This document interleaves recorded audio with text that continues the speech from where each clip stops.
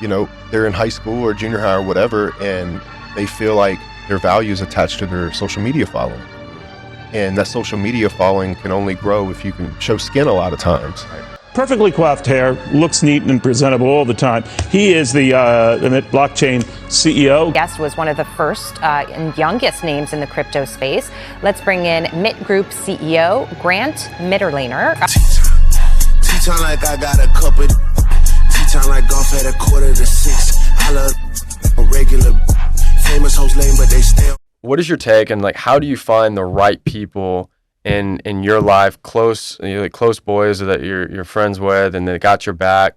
How do you find the right girl, or for the girls that listen, the right man, or whatever the case may be? How do you get the right personal life set up that it actually doesn't hold your career path back in any sorts, but it actually kind of projects it and actually pushes it to a higher level? How do you find that, and how do you create that balance, especially early on when you're just kind of figuring out life? Well, for me, man, I say this quite a bit, is I really gave my 20s up. And so I was not focused on women at all. Yeah. I had some long-term girlfriends in my 20s, and I think the real benefit to me there was the fact that because I wasn't out going and looking for it, I just kind of had something kind of consistent or here and there, and then I stayed home a lot.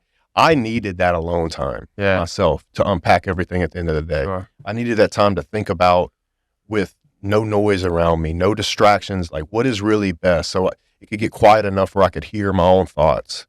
Yeah. I always say that if you're going to meet God, he's up at 4 a.m. And I always say that mostly because that is when it's truly, the world is quiet enough where you can hear what you really feel inside. And most of the time your gut's right. If you know you have to get rid of a guy, or you know that maybe you shouldn't take that contract, maybe it's a little too big and it could hurt you, you're not ready for it yet. All those thoughts that are really going to come to you, they're really going to hit home when you're kind of in a quiet space. Yeah. So back then, I used isolation to help me out a lot. Right. As you move forward and you start looking for a partner or how you want to live your life, I think it makes sense that you're established and you have a really good grip. Okay. For me, being at 30,000 feet Yeah. and kind of understanding where all the dials are in the plane and what's going to make the thing move Right. is very, very, very important. Okay. And I think that if you can get to a place where you're stable, particularly as a man, if you're stable, then maybe finding a partner makes sense. But if you're unstable and not sure if you can pay for dinner, dating's not the right time, because it's just going to add a certain kind of pressure to you that's not necessary. Right.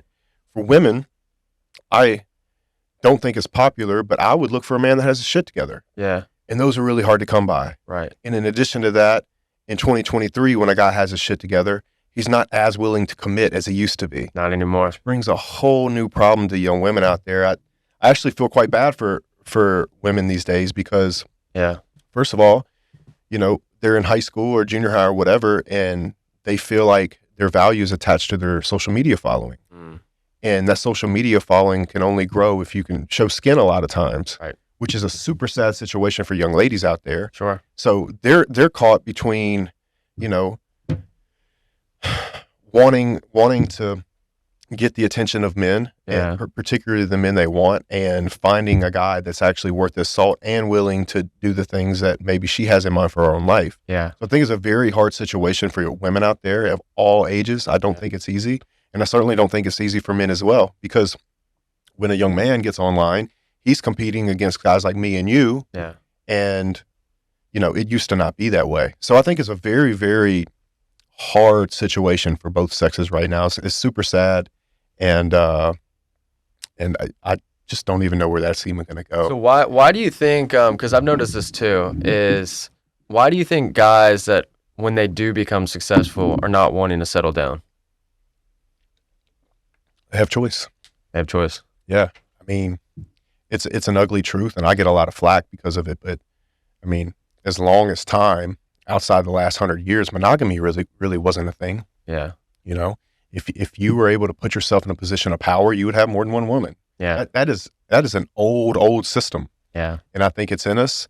And you could say that it's immaturity, or you could say that it's insecurity. You could say all these things, but on the macro, I believe that men are just very, very attracted to women. Yeah. And they do like to have sex. Yeah. And they do like variety, and not popular, but very true. And if you look over even the last 20, 30 years, presidents, athletes, all Yeah. rock stars, all the no, everybody knows. Yeah. So it's a hard situation, I think, for both sides, because if those guys are getting all the girls, then the guys that are doing the everyday jobs, that make the world go round, they probably struggle a little bit in that category, particularly when their wife or girlfriend is on social media seeing guys, that are driving fast cars and doing all these, Which may or may not even be real. Exactly. Yeah. Exactly. And you never know. So I do think it's a very, very hard time Yeah. in this civilization for the nuclear family to thrive. It's something that even I ask myself all the time. It's like, what would it look like if it was fixed? Yeah. And the only thing I can even think of is if social media didn't exist. And I don't see that going anywhere. Well, it's almost like a huge human test. And what's interesting, I don't know about you, how old are you? 37. 37. Okay. See, I'm 28. So I was the very last person that when the lights came on the streets, I had to be home because I was riding bikes with my friends, terrorizing the neighborhood, doing whatever, right? Yeah. And so, phones really started getting introduced. I mean, I remember sitting in a car going on a road trip or whatever, dreaming of, man, if we could watch TV in this back seat, it would make my life, right? Yep. And now you got 3, 4, 5-year-olds. If you ever seen in grocery stores or whatever, their parents, the best way to shut the kid up is just give them an iPad. Yeah. And they're just glued in. Yeah. And what's interesting, what I heard is TikTok obviously is a Chinese company. What's interesting is TikTok in China. Yeah. If you're under, I believe, 15, it's all science, math, learning, and all the different things. And, now, especially on a macro scale, you have all these countries that could basically destroy themselves. And so it's this crazy chess match that it wouldn't make sense for the United States and China to go to war. It would not make sense for anybody. It wouldn't make sense for even Russia and NATO to go to war because the blows on both sides it wouldn't make sense for anybody. But what's interesting is people are starting to use tactical warfare in a different way, whether it's cyber, and even the best way is through social media. And we can change an entire generation's thought process and thinking because they're glued to this 10 hours a day, and it's influencing people's minds in such an interesting way.